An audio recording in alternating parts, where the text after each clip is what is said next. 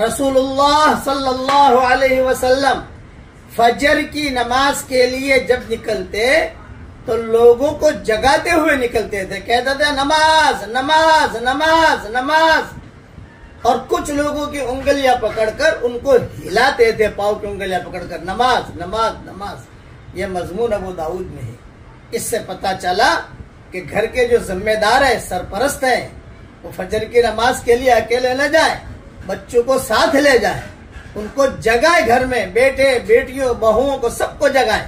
اور کہے گا صلاح صلاح صلاح صلاح، نماز نماز نماز۔ ہاں اللہ معاف فرمائے، آج کل تو جو ہے سردی کے زمانے میں بیٹا جو ہے باہر سویا ہوا ہے اور رضائی گر گئی ہے نیچے،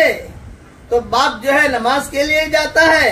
اور رضائی جو ہے وہ بیٹے کے اوپر ڈال دیتا ہے تاکہ بیچارے کو ٹھنڈی نہ لگے، گویا کہ یہ کہہ رہا ہے کہ میں تو جنت میں جا رہا ہوں تو جہنم میں جا۔ اللہ تعالی ہم سب کی حفاظت فرمائے، اس لیے سب کو جگاؤ،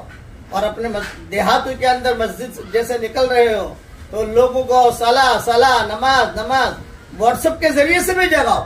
اللہ تعالی ہم سب کو نماز کی پابندی کرنے کی توفیق عطا فرمائے، آمین۔